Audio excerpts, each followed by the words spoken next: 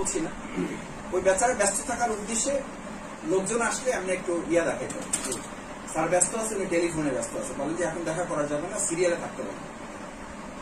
সিরিয়ালে থাকতে পারে, টেলিফোনে ব্যস্ত আছে, ভিতর থেকে বাইরে থেকে লোকরা অপেক্ষা করতেছে, 3 বার রিমাইন্ডার দিচ্ছে, বলছে যে আর একটু পরে ওয়েট করতে পারে। পরে ওই লোকেরা বিরক্ত হয়ে ওই পিয়নকে, তার যে সেক্রেটারি, তাকে বলছে যে যে টেলিফোন সে ব্যস্ত আছে, বলেন যে টেলিফোন লাইনটা নষ্ট, ওইটা আমরা ঠিক করার জন্য আসছি। কি ব্যস্ত আছে টেলিফোন, আমরা যে বললে হবে নাকি? পরে এটা যখন বলছে যে তো টেলিফোনের লোক আসছে, এটা আমারে বলবো না, তাহলে তো আমি এতক্ষণ টাইম নষ্ট করার দরকার ছিল। এখন সমাজ কল্যাণ কাজে এত ব্যস্ত হয়ে যাচ্ছি আমরা এমন ভাবে যে মূল জায়গায় যদি আপনি পৌঁছতেই না পারেন, তাহলে কিন্তু আবার আমাদের এই সমাজ কল্যাণ ফাউন্ডেশন এই কাজগুলোর অ্যাচিভমেন্টটা আমরা নিতে পারবো না। যেটাকে এক কথা আমরা বলি ভালো খেলা হবে, কিন্তু কি হবে না, গোল হবে। গোলের কাছে গিয়ে আপনি বাইরে যদি বল মেরে দেন, তাহলে সারাদিনের খেলা ভালো, গোল শূন্য খেলা ড্র।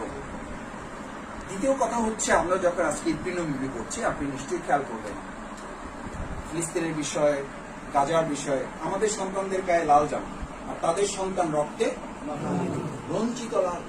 এই আসার সময় আমি নিউজ দেখে আসলাম, 3 দিক থেকে তাদেরকে হামলা করা হচ্ছে, রক্তাক্ত পুরো। এই গাজার কথা আমরা আলোচনা করি, আমাদের বাংলাদেশের কথাও তো আমাদের আলোচনা করি। আমি আসার কিছুদিন আগে আমাদের ব্যারিস্টার আরমান ভাইয়ের ওয়াইফের সাথে ওনার বাসায় গিয়ে কথা বলে এসেছি। আমি শুধু এতটুকু আবেদন করতে, উনি ঠিক বাচ্চা শিশুরা যেমন কাঁদে, মানে ওনার বাচ্চাটা কাঁদতেছে না, উনি ঠিক ওরকম করে মানে কান্নাটা থামাতে পারছেন না, চেষ্টা করছেন। আমি শুধু এতটুকু বললাম যে ভাবি বাচ্চাদের নিয়ে আমাদের বাসায় একদিন বেড়াতে যাবে। আমি কান্নাটা বুঝতে পারতেছিলাম যে এই কথাটা বলাতে আমার কোনো অপরাধ বা আমি কোনো কষ্ট দিয়ে ফেলছি। এক পর্যায়ে উনি বললেন যে মাসুদ ভাই, আমরা এরকম 1-2টা বাসায় গিয়েছি, যাওয়ার পরে আমার সন্তান 2টো বাচ্চা, আমরা যখন গিয়ে কোনো বাবাকে তারা দেখে, সাথে সাথে তারা জিজ্ঞেস করে যে মা, আমাদের এরকম একটা বাবা থাকার কথা ছিল, আমার বাবা কোথায়?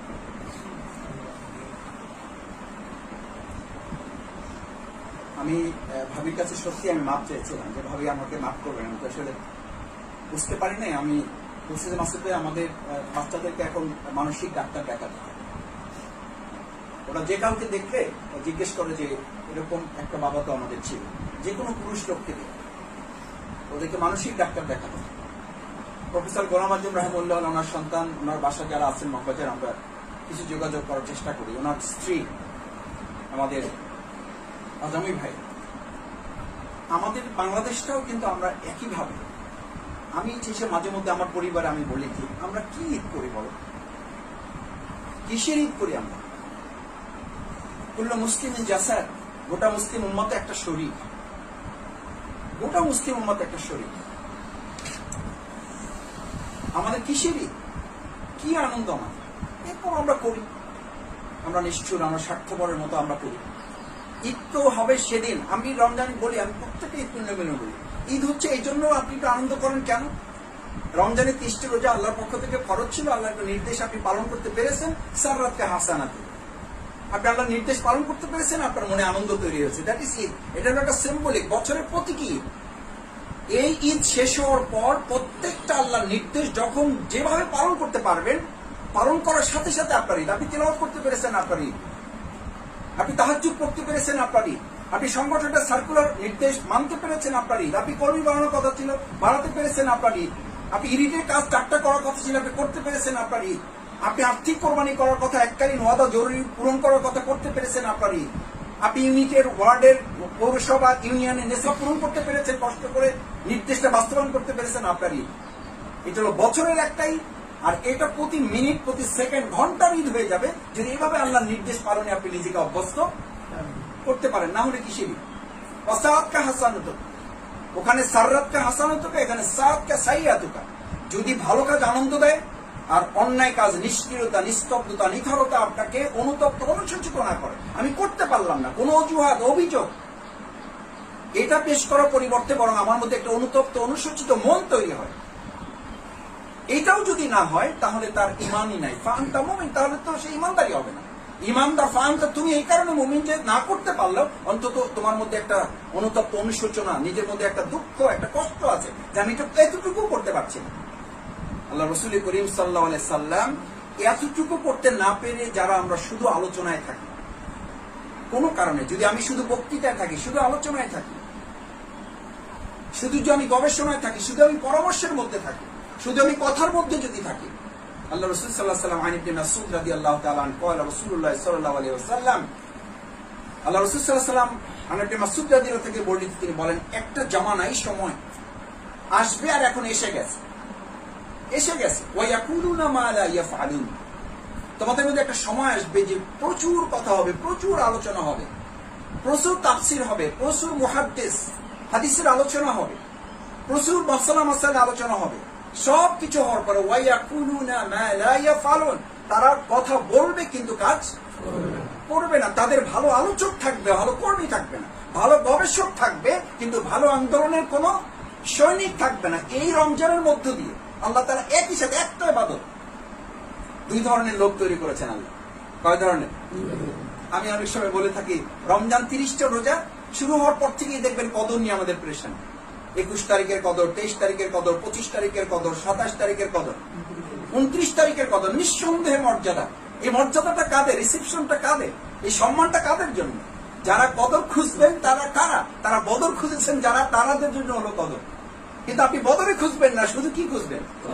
কদর খুঁজবেন। মুক্তিযুদ্ধে অংশগ্রহণের খবর নাই খেতাব পাওয়ার জন্য অস্থির। আমার কাছে কিছুটা হাস্যকর লাগে, আমি একটু লজ্জাও পাই। আমি আল্লাহর কাছে কদরে যতবার হাত তুলেছি, আমি লজ্জিত হয়ে হাত তুলেছি, কোনো আবদার করে হাত তুলতে পারি না। আমি এটা করেছি, ওটা করেছি, আল্লাহ আমার কিছু দেন। আমি বলেছি, আল্লাহ আমি তো যুদ্ধই করিনি, আমাদের ওই শাহরিয়ার কবিরদের মতো যুদ্ধের খবর নাই, কিন্তু মুক্তিযোদ্ধা, সে মুক্তিযোদ্ধা, তার ছেলে মুক্তিযোদ্ধা, তার মোটরসাইকেল যেটা, সেটার পিছনে কি লাগা আছে?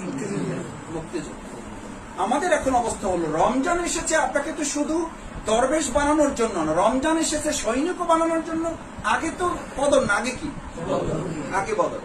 এমন বদর তৈরি হয়েছে যে 17টা রমজান তাদেরকে এমন ভাবে প্রস্তুত করেছে, এমন সৈনিক তারা হয়ে গেছে, তাদের জন্য আল্লাহ রিসেপশনের ব্যবস্থা করেছে, তাদের জন্য আল্লাহ তাআলা অভ্যর্থনার ব্যবস্থা করেছেন। যা আসলে এবার তোমাদের এইসব সওয়াব আমল, এই ঘাটতি তোমাদের নিয়ে আমি তোমাদেরকে জাহান্নামে দেবো না। তোমরা যে সিদ্ধান্ত নিয়ে ফেলেছো জীবন পরিবর্তনে, ওটাতে আমি এত খুশি হয়েছি, তোমাদের সৈনিকগিরিতে আমি এত খুশি হয়েছি যে এবার দরবেশগিরি আমি তোমাদেরকে দিয়ে দেবো। এখন বদর আছে, কদর নাই, কদর আছে, কদর নাই। আমরা দুই ভাগে ভাগ হয়ে গেছি।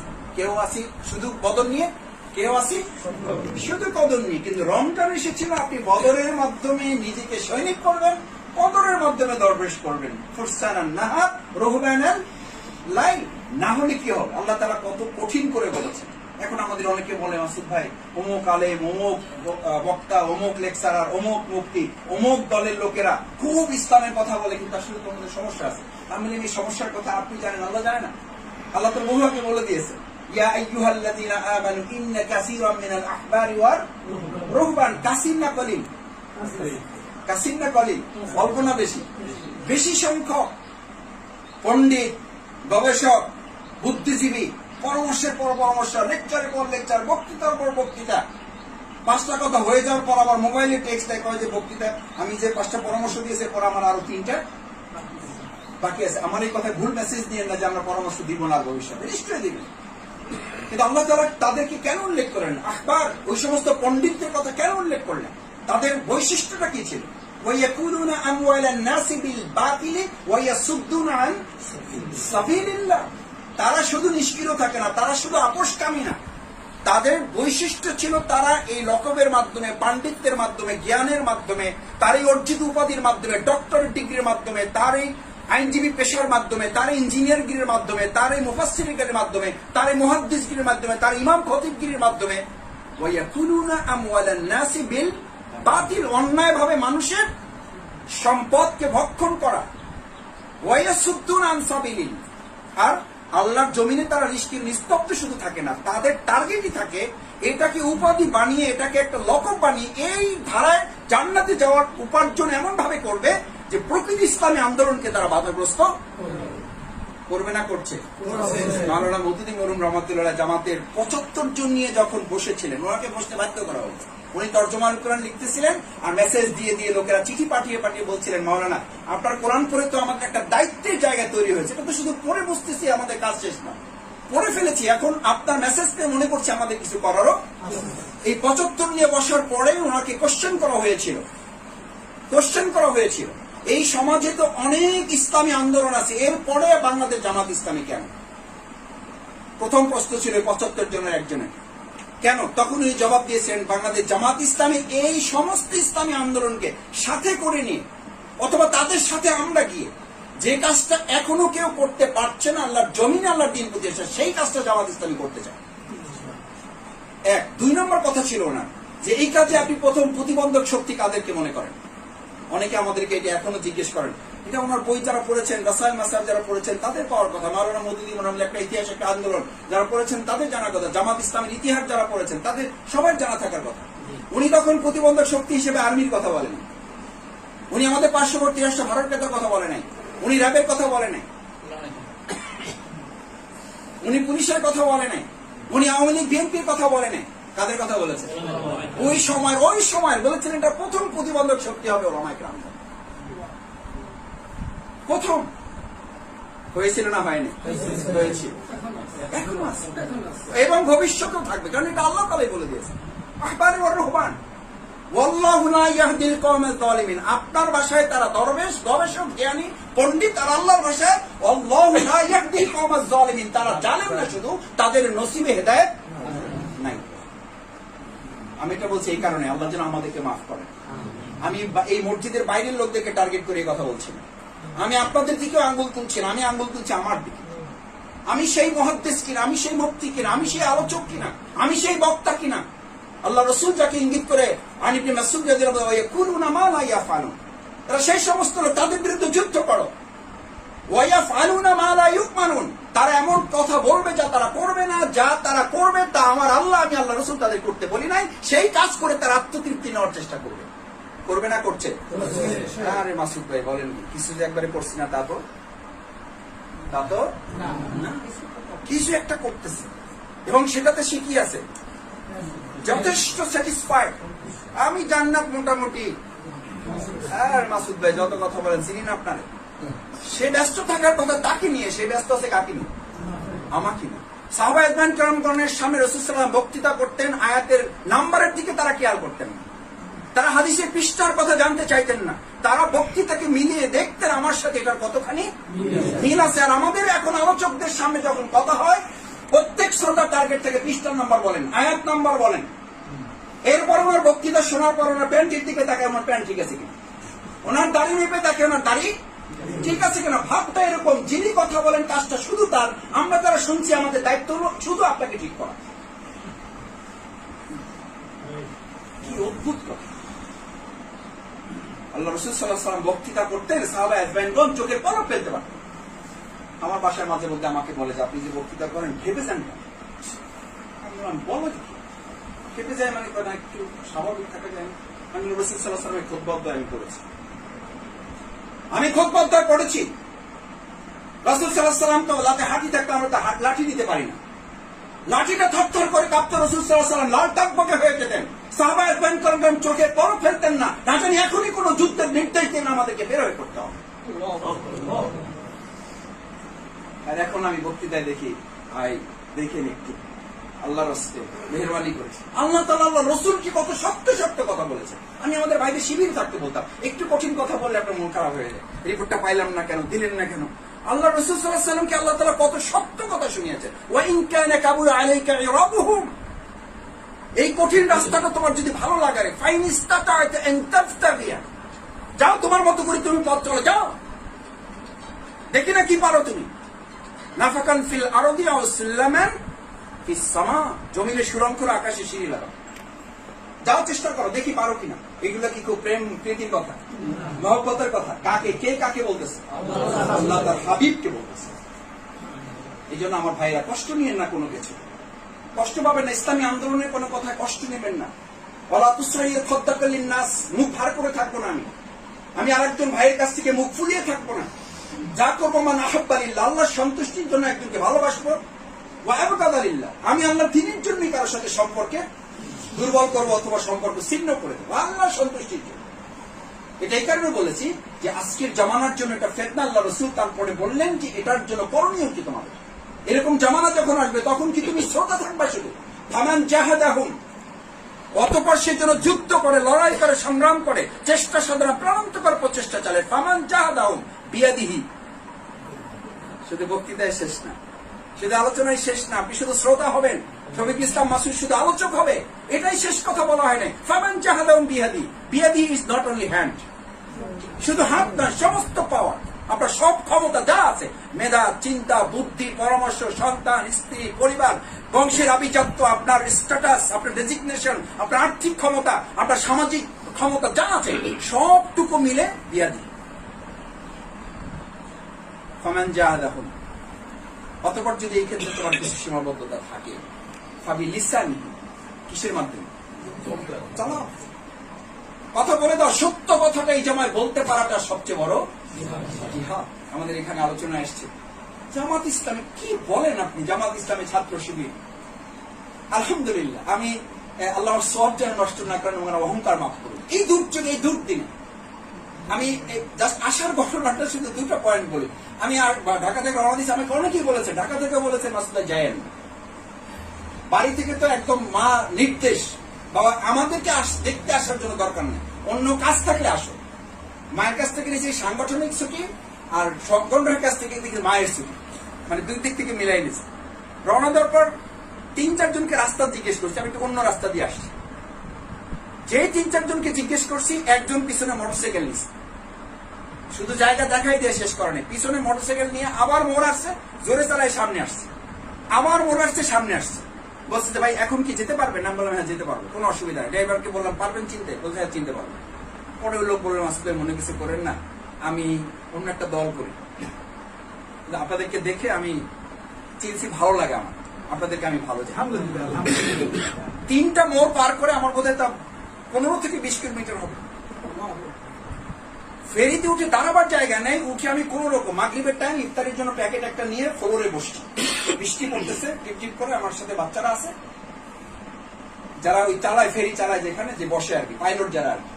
ওখান থেকে একজন এসে, আমি নামাজে দাঁড়াইছি, মাগরিব ইফতারি শেষ করে নামাজে দাঁড়াইছি, বাচ্চারা আমার পরে পড়বে, জায়গা কম, চাবি একটা নিয়ে এসে বাচ্চাদেরকে বলতেছে তোমার বাবার নামাজ শেষ হলে বলবা যে চাবিটা তার হাতে দিয়ে আমাদের ভিতরে একটা ভিআইপি রুম আছে, ওখানে গিয়ে যেন তারা বসে। আল্লাহর কসম, আমি আমার জন্য বলছি না, এটা শফিকুল ইসলাম মাসুদ, এটা মুজাহিদুল ইসলাম শাহীন, এটা মুজাহিদুল ইসলাম, এটা মাওলানা জাকির, এটা আমাদের অ্যাডভোকেট নাজমুল হাসান, এটা অধ্যাপক শাহ আলমের প্রতি কোনো ভালোবাসা নয়, এটা নিতান্ত ইসলামী আন্দোলন। প্রত্যেকের কেউ জামাত করে না। ওই ব্যক্তি আমাকে আসার সময় আমি বললাম তাকে খুশি করার জন্য, খুশি মানে আমি বললাম যে আপনারা একটু চা খেয়ে নেবেন, আমি তো আপনাদের সাথে খেতে পারলাম না, আমাকে তো ভিতরে আটকাই রাখছে, আবার বাইরে থেকে লোকরা দেখলে খুশি মতো চাপ তো বুঝতেই পারতেছে, আসলে দাঁড়াবার জায়গা না, আমাকে ভিআইপি রুমের তালা খুলে দিয়ে ভিতরে ঢুকে দিচ্ছে। বলছে ভাই বাইরে থেকে দেখলে আবার লোকটা ঢুকতে চাইবে, এই জন্য আর বের হবেন না, একবারে বের হবে। বলে যে ভাই কি বলেন না, আপনার কাছ থেকে টাকা নেব, অসম্ভব, আপনাদেরকে আমরা চিনি, এতটুকু। আমি আল্লাহ, এটা কিন্তু ব্যক্তির প্রতি ব্যক্তির ভালোবাসা না, এটা এদেশের ইসলামী আন্দোলনের প্রতি ভালোবাসা। আমি যখন আমাদের দাওয়াতি দশক শুরু হয়, আমি একটা কথা বলে শেষ করে দিয়ে আজকে, আপনাদের সকলের পরিচিত মাওলানা মামুনুল হক সাহেব একটা ভিডিও বার্তা দিয়েছিল। ঘটনা তখনও এতটা শুরু হয়নি, আমাদের দাওয়াতি দশক কেবল শুরু। এটা ভিডিও বার্তা দিয়েছিলেন, বিগত 5 থেকে 7 বছরে আমাদের সাথে সরকারের আপোষকামিতায় আমাদের অন্তরটা, আমাদের রুহানিয়াতটা, আমাদের স্পিরিচুয়ালটা শেষ করে আমরা শুধু আমাদের সম্পদ দিয়ে টিকে আছি। আর বাংলাদেশ জামাত ইসলামীকে এই সরকার জালিম স্বৈরাচার তারা নির্যাতন নিষ্পেষণ করতে করতে তাদের সম্পদ শেষ করে দিয়েছে, কিন্তু আল্লাহ রুহানিয়াত, তাদের আধ্যাত্মিক শক্তি, নৈতিকতার জায়গা আল্লাহ তারা তাদের উচ্চ মাকামে তাদেরকে পৌঁছে দিয়েছে। কেউ শোনেন না এটা? আমি আমিরি জামাতকে ফোন করে আমার আবেগ না ধরে রেখে, মানে আমি অন্য একটা প্রসঙ্গে কথা হচ্ছিল, আমি আমিরি জামাতকে হাসতে হাসতে বলছিলাম যে আমিরি জামাত এবার আমাদের দাওয়াতি দশক আর পাস করা তেমন লাগবে না। যে ভিডিও বার্তা দিছে, কারণ যে আলেমদের সবচেয়ে বেশি যে আমাদের প্রতি ঝামেলা, তারাই যে ভিডিও বার্তা আল্লাহ তাআলা তাদের মুখ থেকে বের করেছেন, আল্লাহ তাআলা আমাদের দাওয়াতি দশক সফল করে দিয়েছেন। এরকম একটা দুইটা না, কি বলেন আপনি? বাংলাদেশ জামাত ইসলামী গণসমর্থনের জায়গায় আমাদের কাজ করতে হবে, কিন্তু এই যে নাজমুল ভাই বলেছেন, কিন্তু আমাদের কম আছে, আমাদের কম আছে। এই আত্মতৃপ্তির জায়গায় আমরা যেমন ভাসবো না, আবার হতাশার জায়গায় আমরা ডুবেও যাবো না। প্লিজ প্লিজ, এই যে এখানে আজকে আমার খুবই প্রিয় জেলা সভাপতি, খুবই প্রিয় সহ সভাপতি আমার কবি, আমি একা দাওয়াতি কাজ যদি করি, আমি একা দাওয়াতি কাজ করলে পাবলিক ফিল্ডে জায়গা দিতে পারবেন না। এই সময় করোনা এবং প্রশাসন পাবলিক ফিল্ডে জায়গা দেওয়া যাবে না ইনশাআল্লাহ।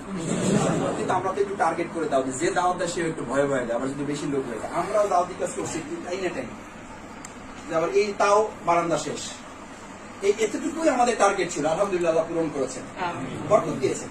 আমাকে বুঝার আমি বলছি যে আসলে একটা কাপড় টানাইয়া, আমরা কাপড়টা টানিলে আরো ঝামেলা হবে, তাহলে আবার মুশকিলে পড়ে যাবো আমরা, দরকার নেই। এমনি এলাকায় গতকালকে আওয়ামী লীগের সভাপতি আসছে, চেয়ারম্যান আসছে, একটা বিয়ে ছিল, বলছে মাসুদ ভাই সবই করেন, বুঝলেন তো আমাদের উপরে একটু ছাত্র আছে, সবই করেন, এলাকায় আছেন আপনি, আমরা সবাই জানি। আলহামদুলিল্লাহ এই যে তাদের কিন্তু ভালোবাসাও আছে, আবার একটা সতর্কতা আছে, এটা আমাদের মেনটেন করতে হবে। এখানে আমরা 5,000 লোক এখন জড়ো করা বাংলাদেশ জামাত ইসলামের জন্য, ছাত্র শিবিরের জন্য 20,000 50,000 ইনশাআল্লাহ। আপনি একদম কিছু মনেই করেন না, আল্লাহ আমাদের অহংকার মাফ করুন।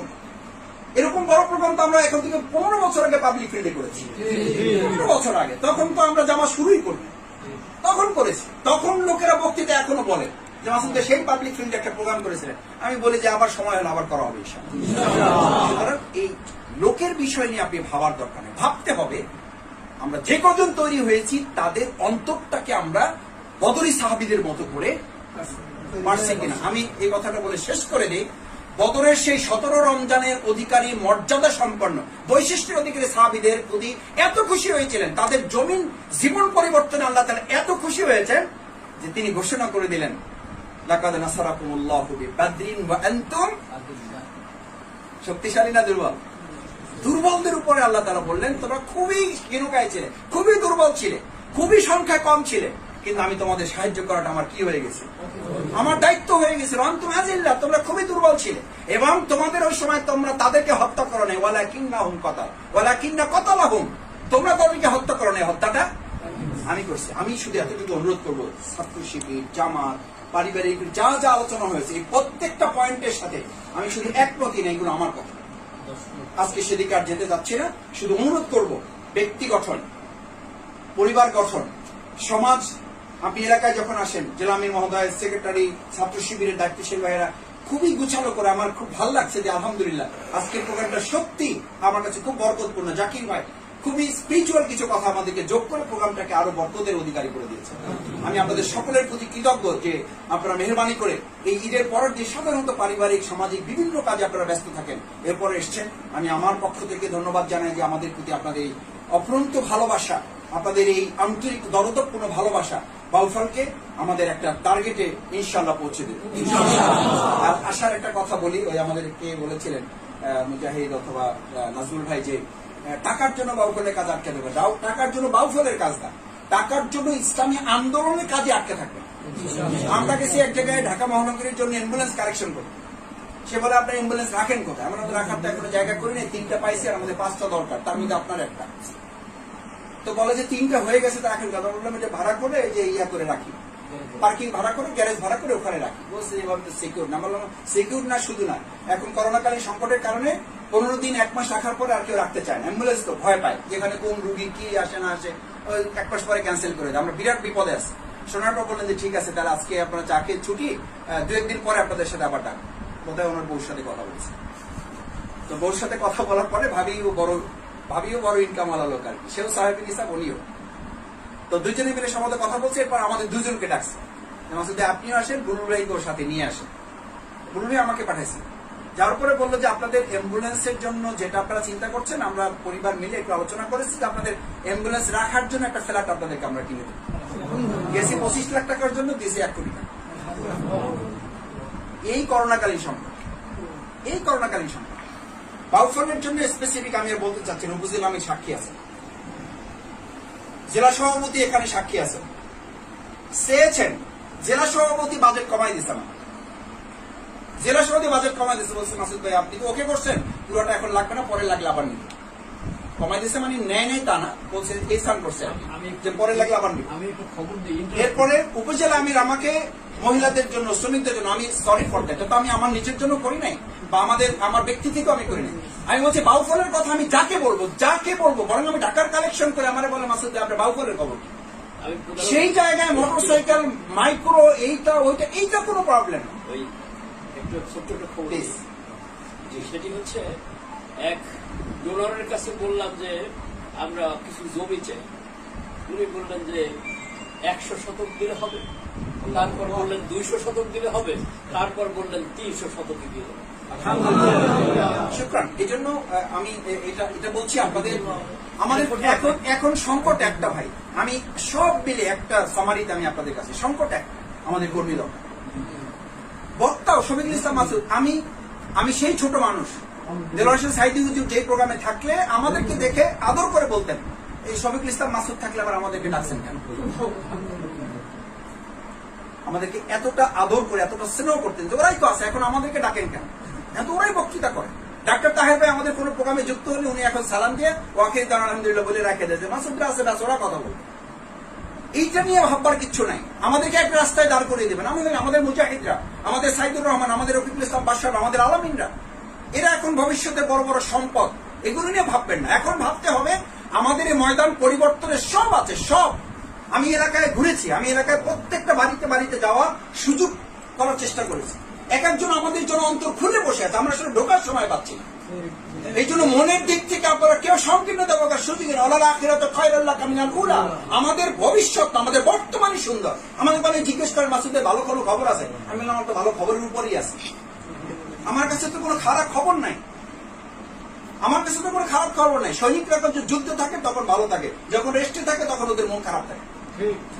ইসলামী আন্দোলনের কর্মীদেরকে তো এই বাহিনীর জন্য তৈরি করা হয়েছে, আমরা তো এটাকে এনজয় করি। সুতরাং এর মধ্যে আমাদের এনজয় করার কাজটা কি, আমরা সামনের দিকে এগিয়ে নিয়ে যাবো। আমি দুঃখিত যে একটু সময় নিয়ে ফেলেছি, আল্লাহ তাআলা আমাদের মাফ করুন। বাউফল নিয়ে আপনাদের যে ভালোবাসা, যে চিন্তা, যে আগ্রহ, যে আবেগ, এটাকে আমরা সম্মান নিয়ে আমরা সমাজ কল্যাণ কাজের এখন ফিরিস্তি দেওয়ার সময় নেই। আলহামদুলিল্লাহ আমরা সবাই মিলে চেষ্টা করছি, শুধু আশ্বস্ত করছি যে আপনারা যা চাচ্ছেন পুরোটা পাচ্ছি না, কিন্তু তার কাছাকাছি আমরা পৌঁছে যাওয়ার চেষ্টা করছি। আমরা সেলাই মেশিন বিতরণ, আমরা শ্রমিকদের কাছে পৌঁছা, আমরা আমাদের চিকিৎসা সেবা, আমরা আমাদের শিক্ষা ভাতা, আমরা আমাদের টিউবওয়েল থেকে শুরু করে সব জায়গায় আমরা চেষ্টা করছি পৌঁছাতে। ইভেন আমরা একটা স্বাস্থ্য সেবায় ফ্রি অ্যাম্বুলেন্স, যদি আমাকে বলেন 1 মাস সময় একটা অ্যাম্বুলেন্স দিতে হবে, আমি এখন কথা দিয়ে যাচ্ছি।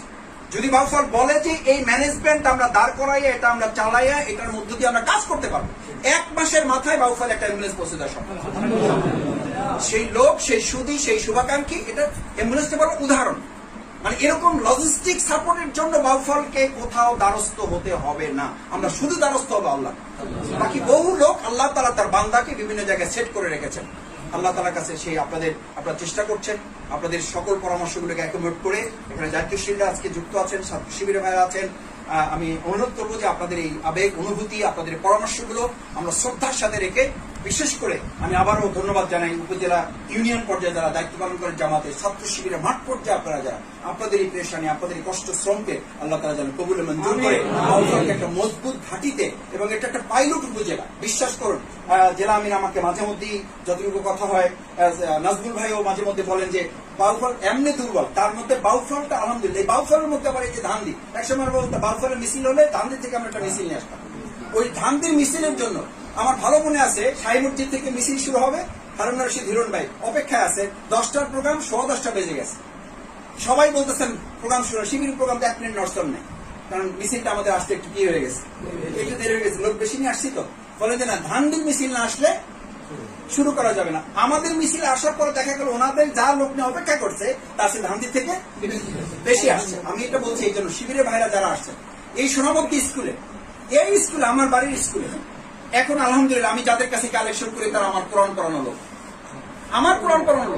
আমি তাদেরকে কোরআন পড়িয়েছি। এখন তারা ইসলামী ব্যাংকে চাকরি করে, বললে 5,000, 10,000, 20,000, 50,000, শুধু অনুরোধ করলে তারা দিবে। এটা তোমরা পাচ্ছ, সোনামুখী স্কুলে কতদিন যেতে পারছো। আমি সেই লোক, আল্লাহ মাফ করো, এটা বলছি শিবিরকে। এখন জামাতের দিকে কোনো কোনো ক্ষেত্রে তোমরা আঙুল তোলো। আমি এই পাঞ্জাবি পরে বিবেশ মাদ্রাসায় যাই, যারা স্কুলে যাওয়ার জন্য পাঞ্জাবি প্যান্টের মধ্যে ঢুকিয়ে ইন করে, তারপরে সোনামুখী মাধ্যমিক বিদ্যালয়ে আমি ঢুকছি, হেডমাস্টার বলতেছে তোমার কি মাথা ঠিক আছে? আমি স্যার কেন, কি সমস্যা হয়েছে? আমি তো একটা প্রোগ্রামের অনুমতির জন্য আসছি। তুমি যে প্যান্টের মধ্যে পায়জামা ঢুকাইছো, এটা কি ঠিক করছো তুমি? আমি বললাম স্যার এটা স্কুল তো, এই জন্য আমি এই পাশে ঢুকাই ফেলছি। বলে না, বের করো। দিনের পর দিন মাসের পর মাস দাঁড়াই থাকছে। এরপরে স্যারের দয়া হয়েছে, একটা প্রোগ্রাম করতে দিচ্ছে। আমি জানি না ছাত্র শিবিরের ভাইয়েরা আজকে এরকম কতটা স্কুলের বারান্দায় গিয়ে হেডমাস্টারের একটা অনুমতি চাওয়ার জন্য কতদিন তোমাদের দাঁড়িয়ে থাকার সুযোগ হয়েছে। যদি হয়ে থাকে আলহামদুলিল্লাহ, না হলে এই জায়গায় না পৌঁছতে পারলে তোমরা এখন শিবিরের জামাতের কাছে যাও। আর আমরা জামাতকে দিয়েছি, এখানে এসআর ভাইকে ডাকেন, সাত্তার ভাইকে ডাকেন, আমরা জামাতকে দিয়েছি। শিবির কালেকশনের সদস্য সম্মেলনে 10,000 টাকা কালেকশন করে আমরা 25,000 টাকা টার্গেট করেছি। এই আওয়ামী লীগের সভাপতি মাহফুজুর রহমান তার বড় কাছ থেকে কালেকশন করছে। মাহফুজ তো দিতই, এখনো সেদিন ভাবির সাথে মাহফুজ ভাইকে তো সবাই চেন, আওয়ামী লীগের বড় নেতা। তার ওয়াইফ সেদিন কথা হয়েছে কোনো একটা চিকিৎসার ব্যাপারে, বলছে মাসুদ তোমার কাছে তো আমার অনেক বাইতুল বাকি আছে। আমি বললাম জি চাচি, যদি সবগুলো একটু সব দিয়ে দেন তাহলে ভালো হবে। তো বলছে দিয়ে দেবো ইনশাআল্লাহ। সেই কবেকার কথা, আমি তখন বলতে যে আমার ছেলেকে তুমি গোসল করাইতা, ঘুম করাইতা, টার্গেট ছিল তার সাথে সম্পর্ক। তার ছেলেকে নিয়ে সেই টিউবওয়েলে গোসল করাইতাম, আমি আমার কাছারি দিনে তারে ঘুম করাইতাম। সেই ছোট বাচ্চা ইভান বলে যে মাসুদ এখনো তোমার কথা বলে। সরি ফর দ্যাট, আমি বলছি যে এখনো এই জায়গা থেকে তোমাদেরকে একটু ছাত্র শিবিরকে জামাতের পরবর্তী দায়িত্ব না, ছাত্র শিবিরকে দায়িত্ব। শহীদ মাওলানা মতিউর রহমান নিজামী ভাইয়ের লাস্ট আমার এখানে তার মুখের কথাটা ছিল, ছাত্র শিবির হচ্ছে সেই সংগঠন যারা জামাত ইসলামের বিপ্লবের স্বপ্নটা বোঝা বহন করে। আমি জামাতকে বলছিলাম, আমি জামাত আপনার হাতটা আমাকে এমন ভাবে কাঁধে রাখবেন যেন আপনার হাতে কষ্ট না হয়। উনি পরিবারের সাথে শেষ সাক্ষাতে বের হয়েছে। শেষ সাক্ষাতের সময় ক্যান্টিনের সামনে অপেক্ষা করছি কারারক্ষী যদি একটু দেখা করার সুযোগ দেয়। শেষ সাক্ষাতে যাচ্ছেন, আমি সকাল থেকে 7টা থেকে ক্যান্টিনে নাস্তার নাম করে বসে আছি। আমির জামাতকে কাছে পেয়ে কারারক্ষীরা আমাদেরকে খুবই ভালোবাসতেন, সুযোগ করে দিয়েছেন। আমি তার হাতটা কাঁধে রেখে আমি শুধু উপরের দিকে চোখের দিকে তাকিয়ে আমির জামাতকে বললাম, আমির জামাত আপনি হাতটা এত শক্ত করে রাখবেন যেন আপনার পায়ে একটু কষ্ট না লাগে। আমার ভালো মনে আছে, এই কপালে ওনার 2টা ঠোঁটে চুমো এখানে দিয়েছেন, দিয়ে বলেছেন মাসুদ ছাত্র শিবিরকে তো আমরা শুধু আমাদের হাতের বোঝা, আমার শরীরের বোঝা বহন করার জন্য ছাত্র শিবির না। ছাত্র শিবির যদি আমি বেঁচে থাকি, যদি যেতে পারি বলবো, তাহলে আমার এই কথাটা ছাত্র শিবিরকে পৌঁছে দিবা। ছাত্র শিবির শুধু আমার হাত, আমার শরীরের বোঝা বহন করার জন্য নয়। ছাত্র শিবিরকে জামাত তৈরি করেছে, মাওলানা মওদুদুর রহমান ছাত্র সংগঠন তৈরি করেছিল এই টার্গেটে যে জামাত ইসলামের ভবিষ্যৎ নেতৃত্ব পূরণ করবে ইসলামী ছাত্র শিবির। আমি ছাত্র শিবিরকে সে আহ্বান জানাই, প্লিজ তোমাদের কোনো অভিমান, কোনো দুঃখ, কোনো কষ্ট আমাদের সন্তানদের চেয়ে তোমরা আমাদের কাছে বেসিক্যালি প্রিয়। এইখানে ভাইরা বলেছেন, আমার সন্তানকে আমি কোনো কথা বললে, তার আগে জামাত নেতৃত্ব কোনো কথা বললে তারা দৌড়ে জামাতের কথা শোনার জন্য দৌড়ে যায়। যাদের পরিবারে সন্তান গঠন করতে আমরা পারি নাই, শিবিরও ব্যর্থ নয়, জামাতও ব্যর্থ নয়, ওই পরিবার, ওই মা, ওই বাবা ব্যর্থ। এই ব্যর্থতার দায় আমাদেরকে নিতে হবে এবং আগামী অল্প কিছুদিনের মধ্যে আমরা একটু উপলব্ধি করতে পারবো যে আমরা কত বড় ক্ষতি আমরা নিজেদের করেছি। অলরেডি অনেকে বুঝে ঘুরে শুরু করেছেন যে মাসুদ ভাই ভুল করেছি, ছেলেটাকে শুধু ডাক্তার বানাবো টার্গেট করেছিলাম, ডাক্তারও হয় না, শিবিরও হয় না। প্লিজ ওরা একটু কি করে নাই, তৈরি করেন। সুতরাং তাদের কাছে আমাদের যেতে হবে। জামাতের মুরব্বীর আশায় সে বলে নাই এই আশায় বসে থাকার দরকার নেই, বিরোধিতা করবে।